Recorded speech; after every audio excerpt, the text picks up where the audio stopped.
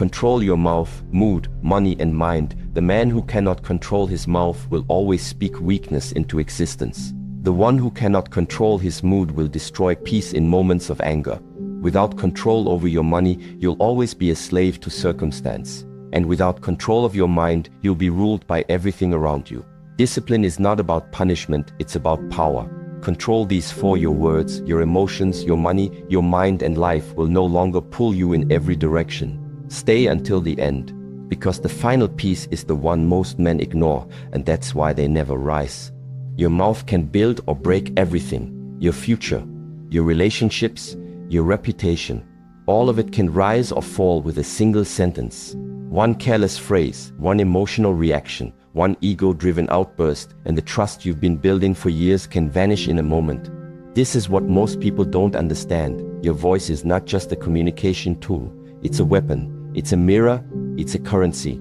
Every time you speak, you either invest in your direction or you dilute it. You either add to your authority or subtract from it. That's why the first real discipline in becoming powerful, truly powerful, isn't physical. It's verbal. It's the ability to stay quiet when most people would panic to fill space. Real discipline begins with silence. Not silence as suppression. Not silence as fear. Silence as control. Silence as restraint. Silence as presence. The man who speaks less doesn't lack intelligence, he's refining it. Because when you don't speak by default, you begin to see what others miss. You start to observe the energy behind the words people say. You notice how often people speak out of insecurity, out of nervousness, out of the desire to be liked or approved. You see how much of what's being said is reactive, not intentional. And more importantly, you start to catch your own impulses. Your own urges to interrupt, to defend yourself, to justify your decisions, to appear clever or strong or wise. And once you become aware of those impulses, you can begin to rise above them. The untrained man speaks to prove. He spills his thoughts in every conversation. He argues every challenge. He explains his every move. Not because he's powerful, but because he's insecure. And insecurity always talks too much. It needs to be heard. It needs to be validated. But the trained man, the man who has faced himself, who has sat with his need to be right, his urge to be seen, his temptation to dominate, he chooses when to speak. He doesn't react to everything. He doesn't chase understanding. He doesn't fight for space. Because his power is internal. His words are chosen, measured, aligned. And because of that, they land heavier. People feel them. Because they come from a calm mind. And calm minds are rare. But a calm mind cannot exist in someone who always needs to be heard. The man who never stops talking never hears himself. He doesn't hear his thoughts. He doesn't feel his own nervous system. He doesn't realize when he's leaking energy, because he's too busy pushing outward to notice what's happening inside. And eventually that cost catches up. People start tuning out. Respect fades. Influence thins. He talks so much that his words lose weight, and when he finally does have something to say, no one listens. Because power is never found in volume. It's found in precision. So here's the rule. Every time you speak, ask yourself, does this build something? Am I building trust, building direction, building a standard, building clarity? Or am I just reacting? Am I defending my ego? Am I trying to get approval? Am I wasting words on people who don't value them?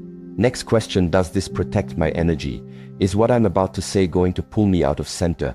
Is it going to create unnecessary drama, tension, or distraction? Or will it move the conversation, the moment, the mission forward? If the answer to either question is no, don't say it. This is not about becoming silent forever. It's about becoming surgical. Powerful men don't need to talk much. They speak when necessary, when purposeful, when impactful. Their words come from rooted energy, not scattered emotion. And because of that, their words carry force. They cut through noise. They settle tension. They don't entertain confusion, they resolve it. That's what your voice is meant for. Not just to be heard, but to lead, to align, to instruct, to bless, to defend, to end what needs to be ended, and to begin what needs to be born. But it all starts with discipline. And verbal discipline is the highest, most underrated form of strength. Most people can't hold it. They panic in silence. They feel invisible if they're not speaking. But when you master your mouth, you master your future. You speak less, and everything you say starts to build something. You waste less breath, and your energy gets sharper. Your thoughts get cleaner. Your impact expands. Because people start to realize when this man speaks, he means it. And that kind of presence, that kind of restraint, it builds a reputation that no amount of talking could ever create. So control your mouth, or your mouth will control your future. Your mood is not your master, but most people live as if it is. They wake up and let their feelings set the direction for the entire day. If they feel tired, they move slow. If they feel sad, they isolate. If they feel irritated, they lash out. Their emotions aren't observed, they're obeyed. And in that blind obedience, they lose something critical, authority over their own life. Because when your feelings dictate your actions, your discipline dies. And when discipline dies, so does direction. You are not your feelings. You have feelings. That distinction matters. Because the moment you believe that your emotion is your truth, you lose the ability to separate reaction from response. Anger isn't the problem. Sadness isn't the problem. Doubt, frustration, fear, none of them are the problem. The problem is identity.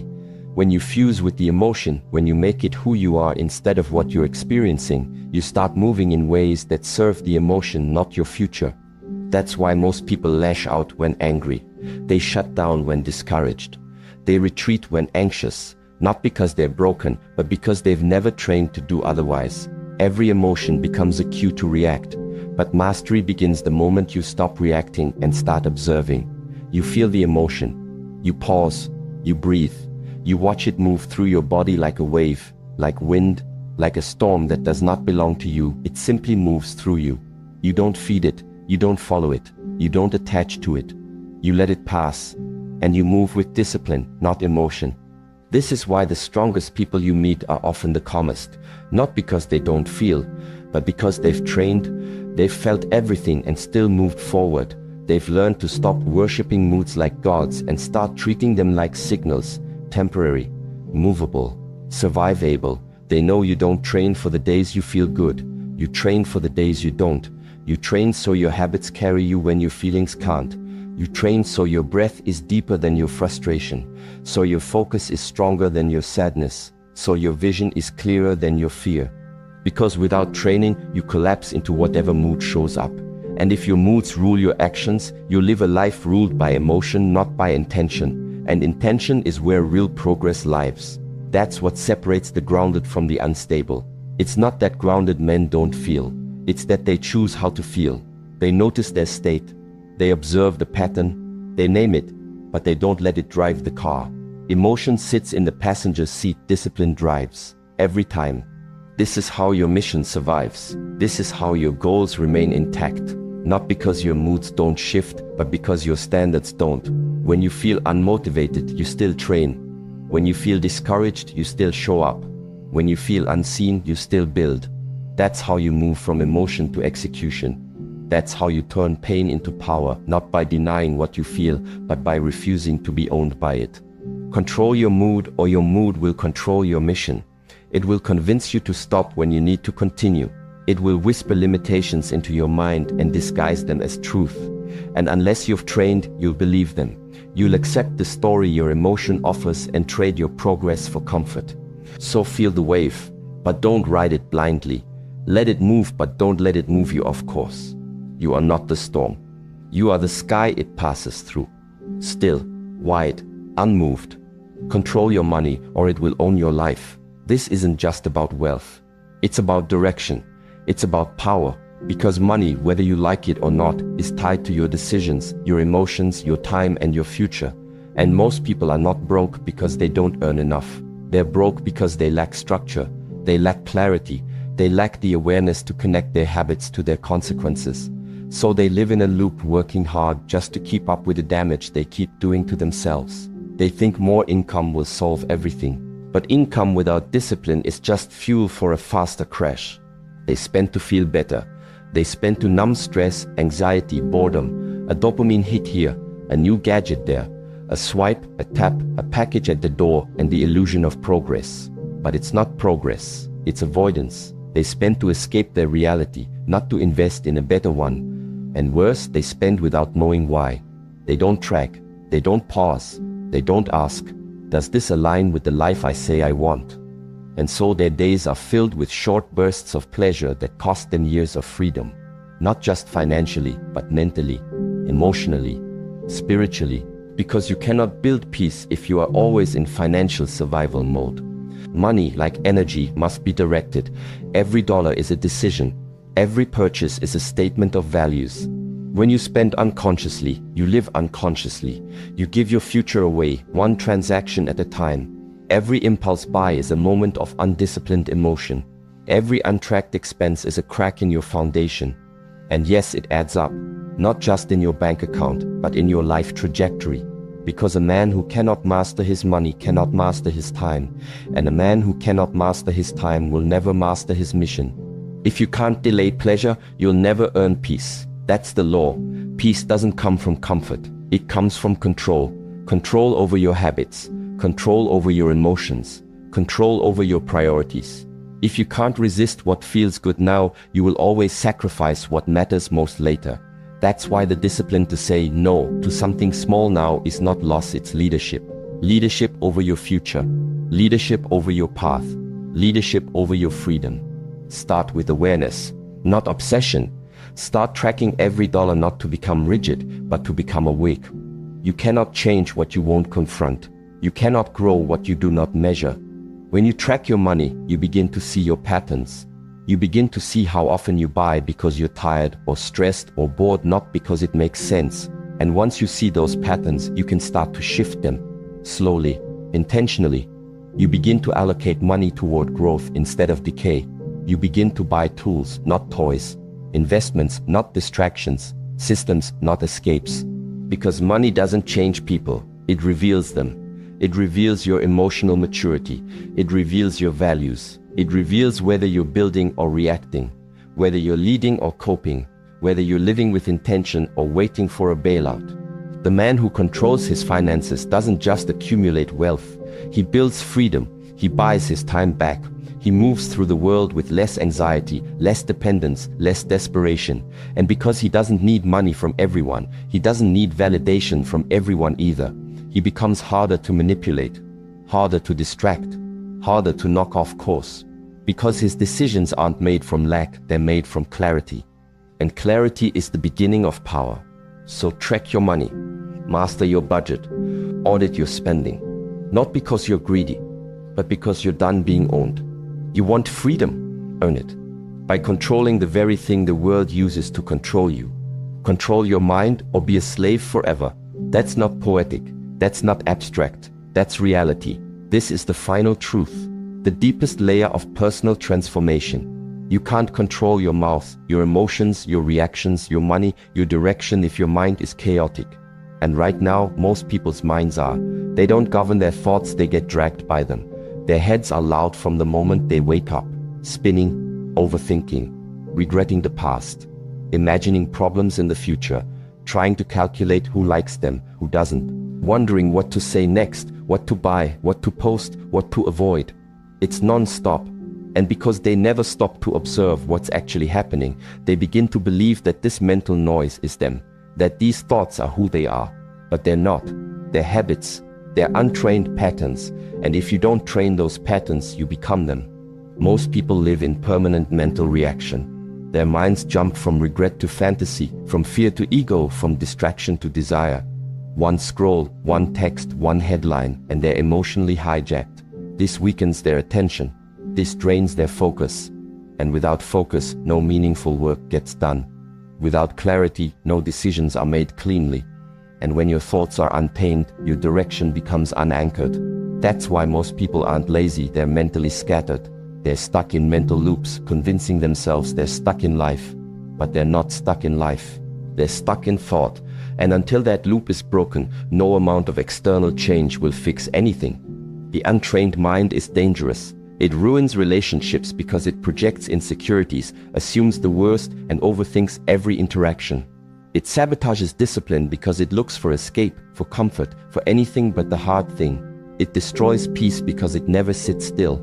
It drags you through imaginary conversations, exaggerated fears, old wounds, and false narratives. And if you never interrupt that, it becomes your identity. It becomes your behavior. It becomes your entire life. So how do you control the mind? You sit with it, not once, not when it's convenient, but every single day. You carve out time, not for entertainment, not for stimulation, but for stillness. You sit, you breathe, you observe. You stop running from your own thoughts and start looking at them, not judging them, not reacting to them, just seeing them as patterns, as tendencies, as echoes of past experience. And in that seeing, you begin the shift. You begin to create space between who you are and what you think. That space is your freedom. That's the moment your thoughts lose control over you, because now you can see them for what they are: temporary, movable, shapeable. You begin to give your mind structure. You feed it with focus, with repetition, with clarity. You stop giving it garbage, the useless drama, the cheap dopamine, the constant opinions. You remove the junk food of thought and replace it with practice.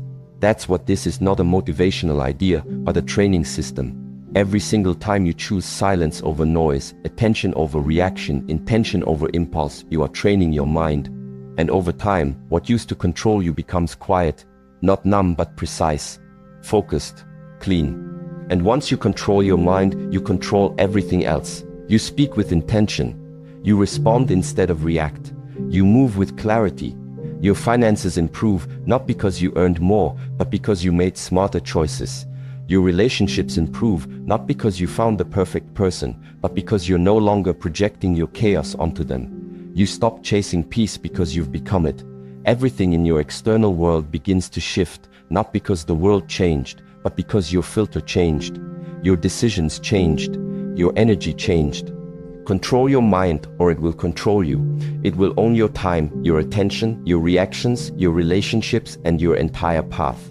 But when you take that power back, when you sit down and meet yourself every day with full awareness and discipline, that's when the real transformation begins. And from there, you become unstoppable. Control your words, control your emotions, control your money, and above all, control your mind.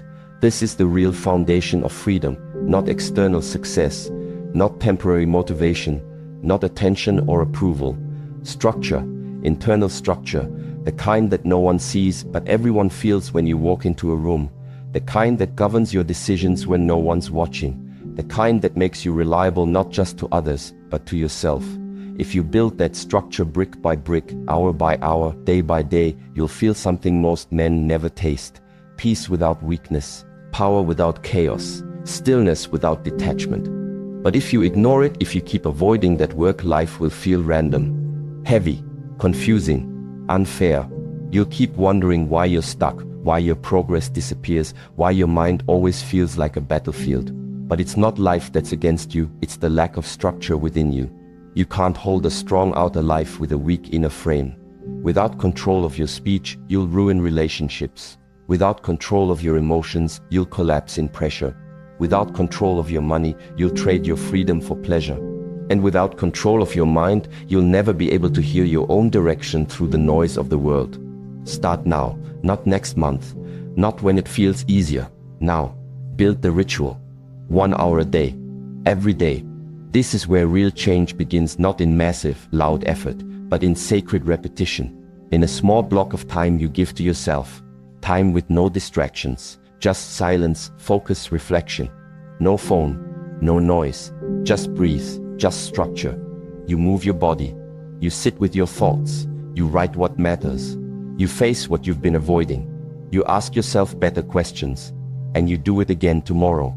And again the next day. Not because you feel like it, but because the man you want to become requires it.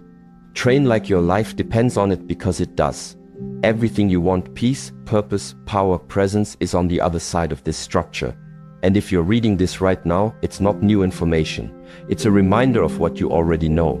Deep down, you've always known you needed to take this hour seriously, that you couldn't keep living on autopilot, that you couldn't keep giving your time, attention, and energy to everyone else while leaving yourself with scraps. This is your call to return to discipline, not as punishment, but as alignment, not to restrict your life, but to build one that can finally expand. If this message stirred something in you, subscribe. Stay connected to the frequency that reminds you who you really are. Not the version they want you to be, but the one you're building hour by hour. And if you're serious about taking this discipline into your daily routine, check the link below. This isn't motivation. This is structure, the only thing that lasts. And remember this: the man who controls his inner world, his words, his thoughts, his energy, his money, doesn't need to control anyone else, because he already controls his destiny.